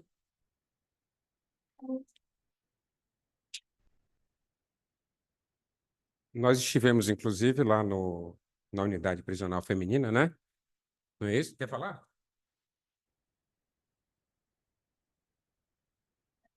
A gente para unidade prisional feminina, e eu não recordo em nenhum momento de ter essa parte do esporte. Eu lembro que tem até aulas de música, cursos de beleza, mas eu não recordo de ter nenhum momento assim que traga o esporte. E o único, na verdade, o único serviço assim, que traz força foi um serviço braçal que eu vi uma mulher, né, privada de liberdade, carregando um galão d'água. Esse foi o único esforço físico, assim, que eu recordo de ter visto, mas fora isso, assim, por necessidade, né? Porque não poderiam ver. Isso é exatamente uma coisa interessante. Nós estivemos lá e falamos sobre muitas coisas, né? Principalmente porque a unidade prisional feminina, ela congrega praticamente todas as mulheres da região metropolitana e de grande parte do estado em várias fases processuais. Então, desde a investigação, quem está sendo processado, quem já foi condenado, então tem presas provisórias e presas já em execução penal. E, de fato, a gente viu várias possibilidades de trabalho, de serviço, de estudo, cursos, capacitações, e não vimos nenhuma atividade física. É até uma coisa interessante na Ariadne, né? Pode até conversar com a diretora, eu conheço a diretora, faz parte do conselho penitenciário, que eu faço parte, e aí pode até levar essas questões. A ausência, Clésio, também de um marco legal, no sentido formal e material, também ressente um pouco dessas políticas públicas, porque o que é utilizado para remissão é a resolução do CNJ e entendimentos jurisprudenciais nesse ponto, né? Tanto na remissão pelo esporte, remissão pela leitura. Essa remissão que nós tratamos, eu e Denise, do trabalho de cuidado, é também utilizando, digamos assim, essa ideia de que da plenipotencialidade da condição humana para que possa direcionar seus esforços para outras atividades da vida.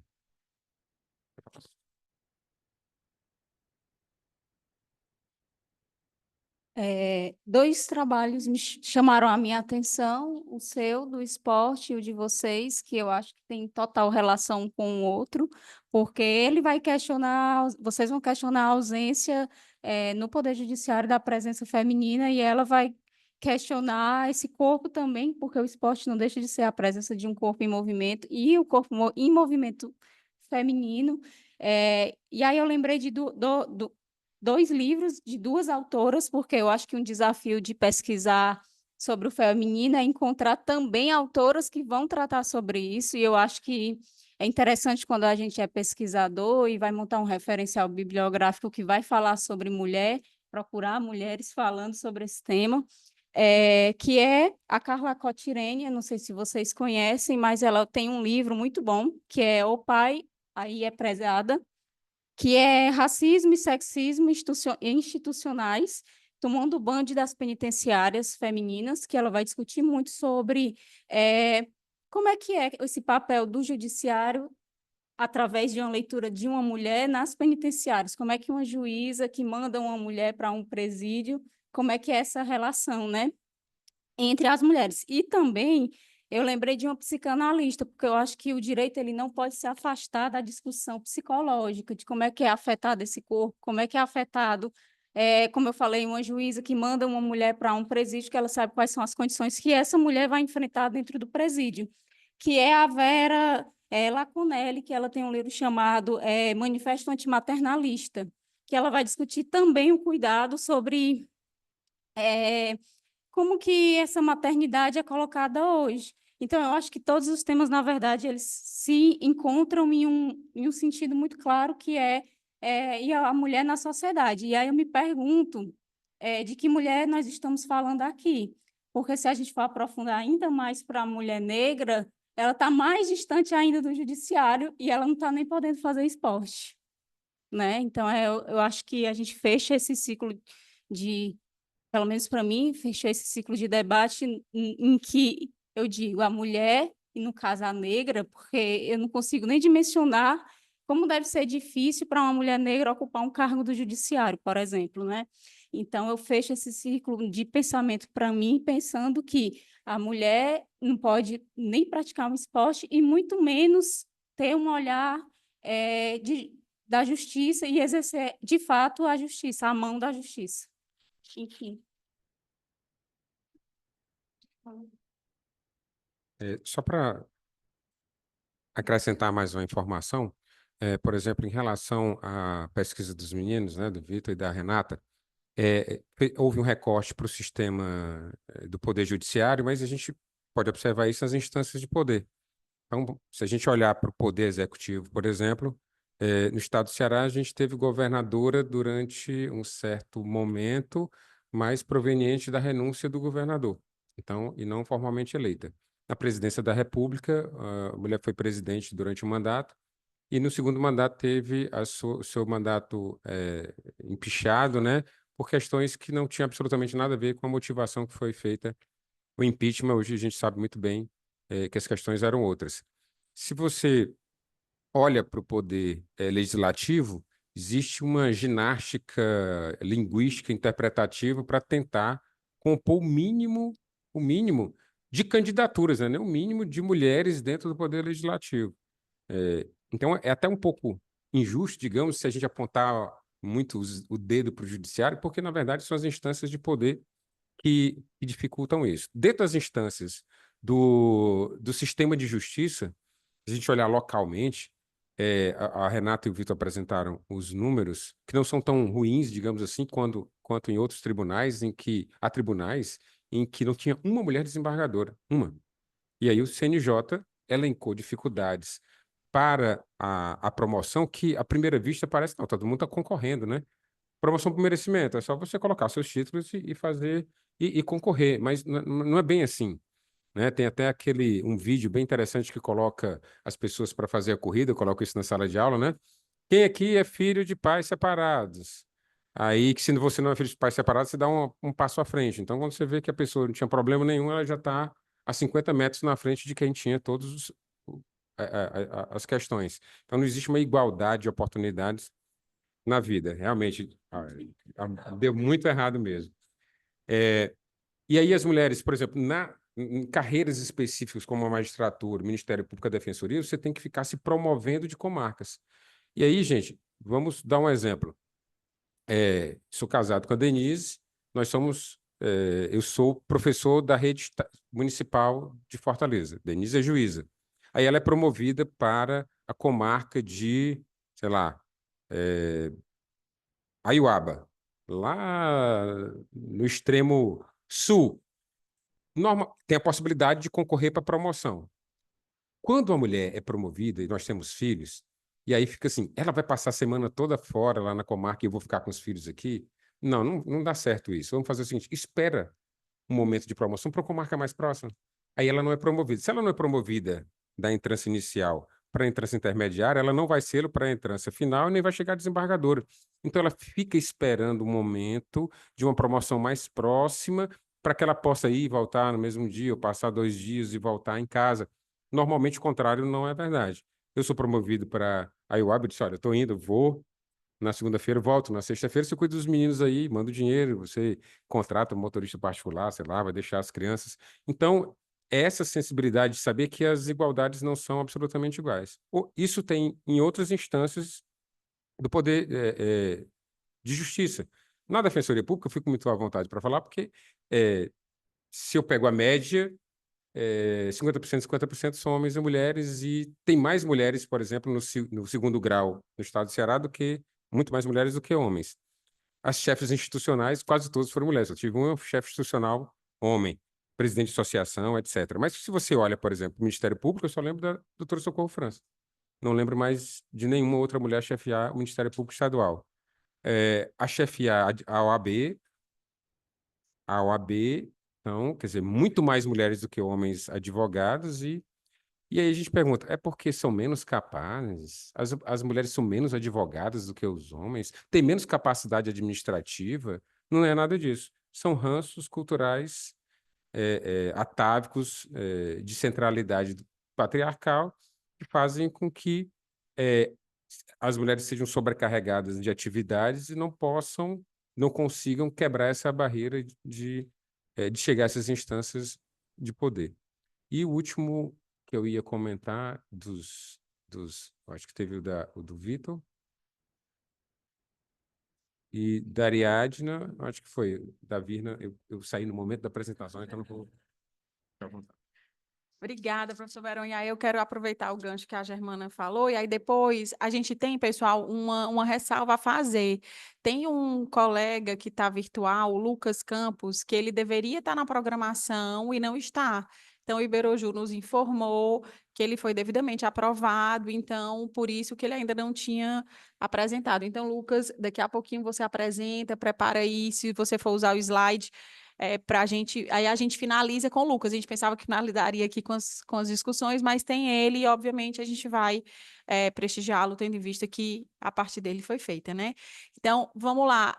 Quando a Germana falou essa perspectiva, especialmente das mulheres negras, o IBGE, como o professor Clésio falou, né? O IBGE, as PNADs começaram nos anos 2000 a mapear isso. Então, esse recorte de raça / classe, porque isso está muito junto, né? Então, a gente vê isso nas obras da Angela Davis, por exemplo, da Patrícia Hill Collins, da Kimberly Crenshaw, as americanas, a Lélia Gonzalez aqui, a Sueli Carneiro, então todas essas mulheres, a própria Djana Mila Ribeiro, que está indo para os Estados Unidos fazer uma incursão agora, né, de 6 meses, pelo menos lá, tendo seus livros traduzidos, elas claramente falam, né, as mulheres negras, elas foram esquecidas e elas, por exemplo, entram no mercado de trabalho desde sempre, principalmente no Brasil e em outros países que foram escravizadas. Então, no momento em que os negros, né, escravizados foram, entre aspas, libertados, essas mulheres precisaram começar a trabalhar porque elas tinham que manter os filhos. E aí a gente silencia isso e diz que as mulheres entram no mercado de trabalho na década de 60, durante ali o período em que a pílula anticoncepcional é vista. Então, chega, né, ao mercado, esquecendo toda a trajetória das mulheres negras, inclusive no mercado de trabalho. E aí, vindo para a perspectiva dos esportes, há uma discussão muito forte depois do pódio, né, da ginástica, que estava a Rebeca, a Biles e a Jordan, né? 3 mulheres negras, 2 norte-americanas e a Rebeca Andrade. Então, a Viola Davis se manifestou, a atriz americana, e também uma série de teóricas no Brasil e do mundo dizendo, olha, a gente só espera que o exemplo de força e superação dessas mulheres e suas respectivas famílias não sirva para aprofundar e para fortalecer a falácia da meritocracia, né? Dizendo, tá aí, se a Rebeca, Simone e Jordan conseguiram, todos conseguem. E aí a preocupação é exatamente essa. Não é para ser necessário uma mãe deixar de comer ou andar 2 horas com a criança para essa criança poder treinar. Não é para ser necessário você escolher quem vai comer melhor na sua casa, porque aquela sua filha precisa de uma alimentação minimamente razoável, porque vai passar 3, 4 horas treinando. Então, para que a gente também tenha criticidade e não aceite que esse falso discurso de meritocracia se apoie, né, na força individual que essas pessoas tiveram, que elas não deveriam ter que passar por isso, né? Não deveria ser tão penoso uma ginasta, um atleta chegar onde chegou, tendo que a sua família, obviamente, passar por essas situações de penúria. O que não é vergonha para elas, é vergonha para a coletividade, né? Para elas é motivo de orgulho individual e de superação do grupo familiar. Mas por isso que é importante a fala que você trouxe, Germana, porque a gente não pode deixar passar, né, esses momentos, porque senão quem gosta de falácia e de reproduzir discurso fácil não perde a oportunidade. É incrível, eu não sei o que essas pessoas fazem. A gente não aguenta, a gente não consegue acompanhar, né? Não dá para acompanhar. Então, é isso. Lucas, está tudo certo para a tua apresentação? Um comentáriozinho, vou ser bem breve, porque eu acho que os professores aqui já falaram bastante, Mas não, imagina, não, bastante no sentido de que bastante conteúdo, não de muito tempo, por favor, professora. Mas já esgotar. Professora, tá me ouvindo? Sim, Lucas. Lucas, eu vou só concluir a fala e já te chamo para apresentar teu trabalho, tá? Ok, obrigado. Nada.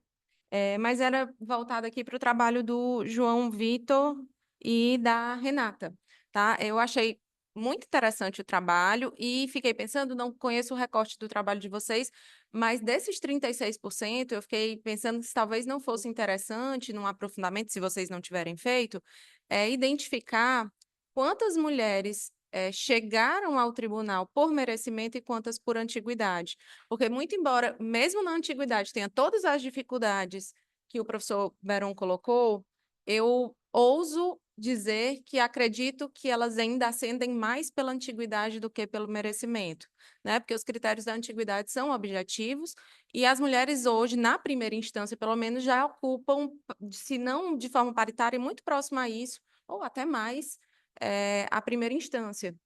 Mas por merecimento entram todas as questões do preconceito, né, que a gente já conhece, porque se aproxima muito mais de critérios políticos do que efetivamente da competência, enfim. Então, é uma sugestão que fica se vocês não tiverem feito, né? E lógico, se o professor também acatar na orientação.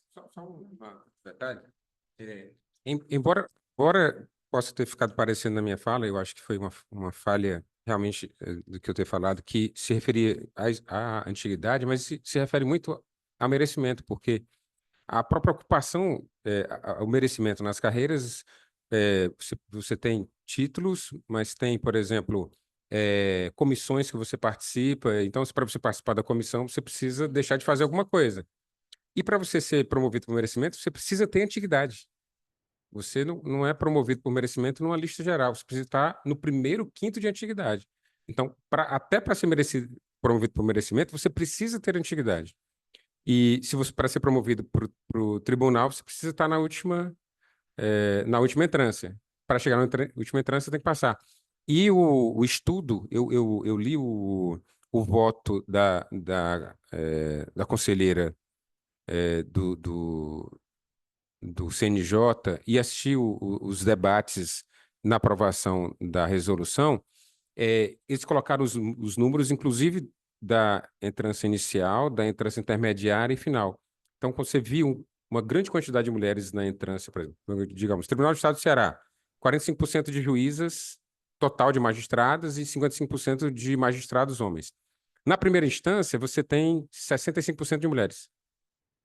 Aí você vai diminuindo a partir, talvez vai subindo, vai diminuindo. Então, tinha tribunais, salvo engano, era o de Roraima, não sei se vocês, que tinha 0 desembargadoras mulheres, mas tinham uma composição de 40% de juízes em todo o quadro. Então, elas iam diminuindo de quantidade de participação feminina à medida que ia subindo na carreira, justamente por causa dessa problemática da antiguidade. Então, se você demora para ser promovida para outra carreira, você fica embaixo na antiguidade, não acompanha o primeiro quinto, e aí, como não acompanha o primeiro quinto, não consegue ser promovida por merecimento. Lucas, você está aí? Oi, Lucas, professor, estou sim. a bola é sua, meu amigo. Vai lá, Tá, só um chute. momento, por favor.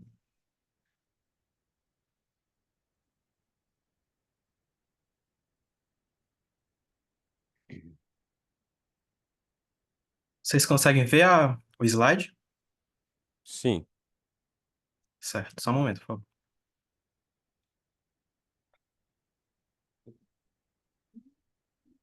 Muito bem, boa tarde a todas e todos. É um grande prazer estar aqui com vocês e poder falar um pouco sobre a possibilidade de aplicação do princípio da fungibilidade no âmbito dos remédios constitucionais. Se trata de um resumo que foi originado, né, do curso de pós-graduação em Direito e Processo Penal da Unicristos, em que tive a honra de ter sido aluno do professor Beron na cadeira de Ações Autônomas de Impugnação. E após as inúmeras discussões, né, enriquecedoras das aulas, veio um questionamento sobre essa possibilidade. Opa. Porque os remédios constitucionais, como bem sabemos, são garantias ativas da Constituição, né? Ou seja, tem um objetivo claro de prevenir ou remediar ameaças a violações de direitos fundamentais. Dentre esses remédios, eu destaco dois, o habeas corpus e o mandado de segurança. O habeas corpus, ele visa, é uma garantia que visa salvaguardar a liberdade de locomoção, que é um direito fundamental. O mandado de segurança, ele já tem um aspecto subsidiário, né? Se não tiver um direito salvaguardado pelo habeas corpus ou pelo habeas data, então vai incidir a aplicação do mandado de segurança, né? Que é direito líquido e certo, que não está amparado nem por habeas corpus, nem por habeas data. Mas, diante desse cenário, surge um questionamento. O que ocorre quando os limites dessas ações se sobrepõem? Por exemplo, um advogado que é impedido de adentrar na unidade prisional para visitar o seu cliente. Qual a ação cabível? Um mandado de segurança ou um habeas corpus? Ou, numa perspectiva contrária, o cliente que é impedido de ter contato com seu advogado na unidade prisional. Qual seria a ação cabível? Mandado de segurança ou habeas corpus? Perceba que há uma linha tênue na aplicação dessas duas ações. Numa interpretação estrita, qual seria a resposta? Se eu, por exemplo, aplicar uma ação que não tenha cabimento naquele contexto, a resposta vai ser inadmissibilidade. Mas surge um questionamento. A rigidez processual pode prejudicar a proteção eficaz de direitos fundamentais? Ou seja, qual era o objetivo do Constituinte originário? Era a proteção, a salvaguarda dos direitos fundamentais. Esse é o objetivo desses remédios, garantir essa proteção. Mas, diante dessa rigidez, pode ser um empecilho a essa proteção? Ou seja, pode ser um empecilho ao acesso à justiça? Todavia, uma interpretação extensiva nos permite entender que a norma ela tem uma aplicação maior, ou seja, o objetivo verdadeiro do Constituinte era o quê? O acesso à justiça e a proteção plena de direitos fundamentais. Com base nisso, que entra o princípio da fungibilidade. Ou seja, a gente vai pegar um princípio da teoria dos recursos, né, que é usado para não prejudicar a discussão da matéria, quando determinado recurso é interposto de forma equivocada. Ou seja, eu entro com um mandado de segurança quando, na verdade, o que era cabível, né, de forma estrita, era o habeas corpus. Diante de uma urgência em discutir essa matéria, seria razoável eu não receber essa ação por causa de questões meramente processuais? Então, o objetivo desse resumo foi justamente estudar a aplicação do princípio da fungibilidade no âmbito dos remédios constitucionais, especificamente no caso do habeas corpus e do mandado de segurança. Uma metodologia qualitativa com uso, né, de bibliografias, documentos, a partir de uma abordagem dedutiva. E o diagnóstico encontrado em relação a esse tema foi o seguinte: é plenamente possível a aplicação desse princípio nesse contexto. Por quê? Como eu expliquei anteriormente, há uma linha tênue entre as hipóteses de cabimento. Então, se há eventuais dúvidas, questionamentos, a gente não pode dizer que há um erro grosseiro, quando uma ação visa proteger, mas no seu cabimento não seria adequada.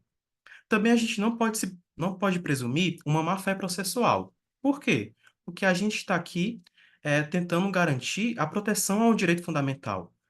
Então, a gente chega à conclusão que o princípio da fungibilidade é um meio eficaz para a garantia da salvaguarda dos direitos fundamentais e do acesso à justiça, no âmbito dos remédios constitucionais, que visa justamente a proteção dos direitos fundamentais são tão caros ao Constituinte de 88. É isso, muito obrigado.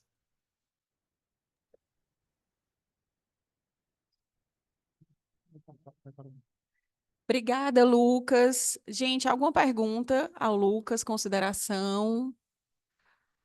Bom, a gente poderia continuar por várias horas aqui, mas a gente já foi chamado a se retirar por algumas pessoas e também pelo chat.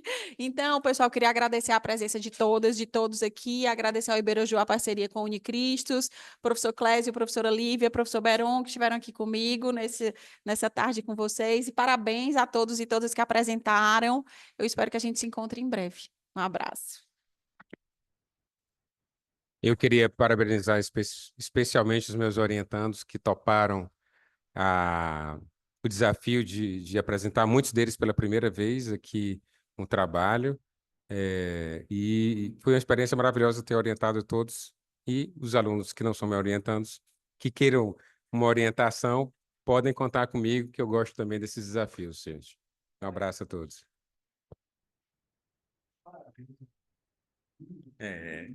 Sem dúvida, a apresentação fabulosa. Aprendi muito com ela.